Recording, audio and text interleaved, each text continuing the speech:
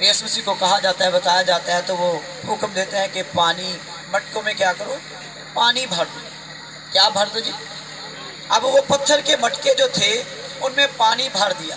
اب پانی بھرنے کا ذکر ہے، جب پانی بھر دیا تو انہوں نے بتایا، کیونکہ ان مٹکوں میں ایک ایک من کی گنجائش تھی، اور شادی کا جو ورڈ ہے وہ بائبل مقدس میں نئے عہد نامہ میں تقریباً 23 بار لفظ لکھا گیا ہے، اور عہد عتیق میں یعنی پرانے عہد نامہ میں تقریباً 12 مرتبہ جو ہے وہ شادی کا لفظ استعمال کیا گیا ہے۔ اور میں بتانا چاہتا ہوں کہ یسوع مسیح جب انہیں یہ حکم دیتے ہیں کہ پانی کے ساتھ مٹکوں کو کیا کرو، بھر دو، اور جب ابھی پانی، تو وہ جب اس میر مجلس کے پاس جو صاحب حیثیت ہوتا ہے اس کے پاس لے جایا جاتا ہے، تو اس کو جب وہ پینے کو پیتا ہے تو چیک کرتا ہے، تو فٹ سے لکھا ہے بائبل میں کہ وہ دولہا کے پاس گیا۔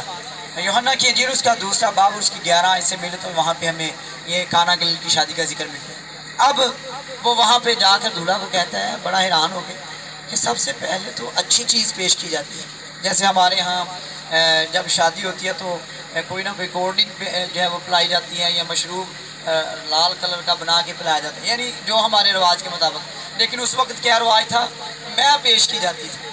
تو اب جب اس کو چکھائی گئی تو اس نے بڑے حیران ہو کر کہا کہ یار چنگے بندے مہمان نوازی کر رہے ہیں، چنگی شے بعد چ دے رہے ہیں تو پہلے انہوں نے ماڑی شے پیا دی۔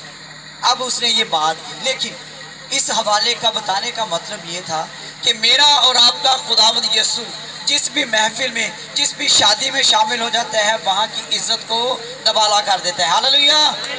وہاں کی عزت کو کیا کرتا ہے، بحال کر دیتا ہے، کیونکہ ان کو کمی نظر آ رہی تھی کہ اب کیا ہوگا، کہ اتنی جلدی جو ہے وہ میں کا کیسے انتظام کیا جائے۔